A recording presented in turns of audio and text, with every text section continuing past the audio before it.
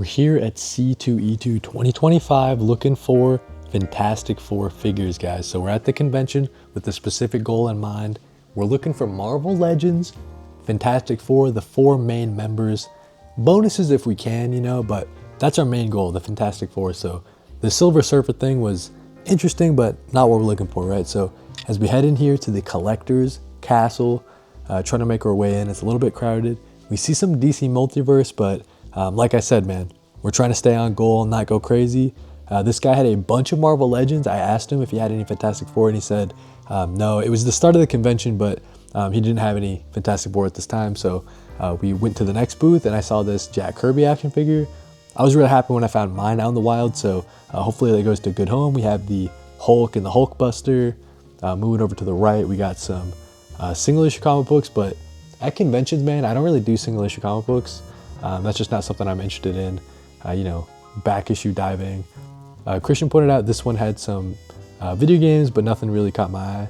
Just in general, there's a ton of variety from all sorts of different eras, you know, so retro stuff, newer stuff, a bunch of single issues at this one, and some Lego here in the middle, laid out here on the table. But this rack on the side, this is what caught my eye. So I saw some Marvel Legends. We see some Spider-Man stuff. We see some Across the Spider-Verse stuff. Down here, we also see some X-Men stuff.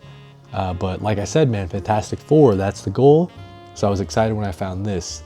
So we have the Silver Surfer, but it's the one where he's got Mjolnir. So we're gonna hold on to that, see if it, you know, speaks to us. At the next booth, I saw this. So a Fantastic Four, looks like the back of an action figure. So we beelined it over, but you know, this booth is a little crowded. You can't just reach in and just push someone aside. So waiting our turn, just seeing what else this booth has. As you see Christian's face there. We see some G.I. Joe stuff, some Godzilla stuff, some older Spawn stuff. And finally, I can make my move, and let's grab it, dude. It's a thing. So really excited about it. I think this is the wave that we're gonna go for.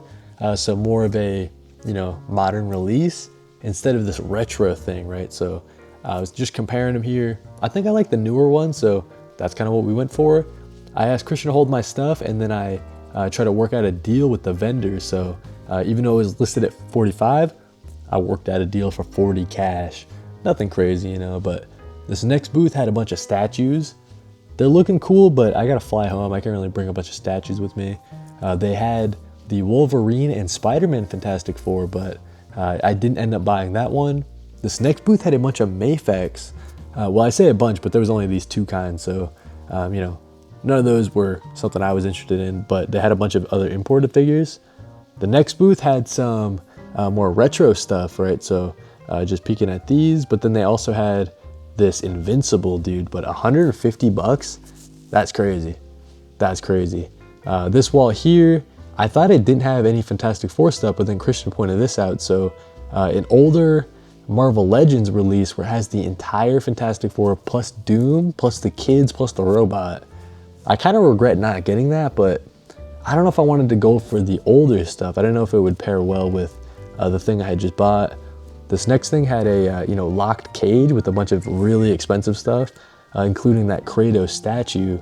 But then off to the left here, check this out, dude. So this Spider-Man figure was $600. $600, man, that's crazy. And then shout out Toby, but dude, $400 for this thing.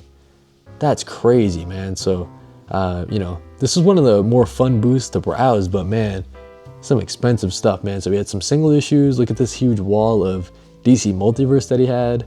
But, you know, we're looking for Fantastic Four. I did see, you know, some Star Wars stuff, but over here on the left was a Doctor Doom and a Human Torch, right? So those were something I'd be interested in, but I asked the dude how much they were, and he quoted me like $100 each.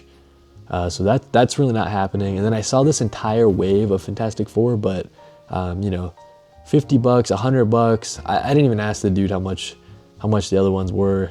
In the next booth, we found this movie Doctor Doom, but that's kind of lame. We also found other things in that wave, but that makes me think I missed out. Like maybe he had the entire wave here, but maybe I missed out on him or something. We did see this Sue Storm as well. I kind of regret not getting this one, but I don't know if it would match my thing that I just bought. But at the end of the day, here's what we picked up. We have the Bombastic Bagman So I wasn't able to film this booth when I picked it up. You know, this booth was pretty crowded, so I wasn't able to film at that point. But in that same booth, we got Mr. Fantastic, dude. So from the wave that we're looking for, Mr. Fantastic, we're just missing Human Torch and we're missing Invisible Woman, man. So I might have to buy those on the aftermarket. We also found that thing that you guys saw. So did pick this up, really excited about that. And then we did buy that Silver Surfer, man. So it was a little bonus. We got the Silver Surfer with Mjolnir. What do they call this one? The Obsidian Surfer. So yeah, man, really excited about that. That's the action figure haul for C2E2. Thank you guys for watching and read more comics.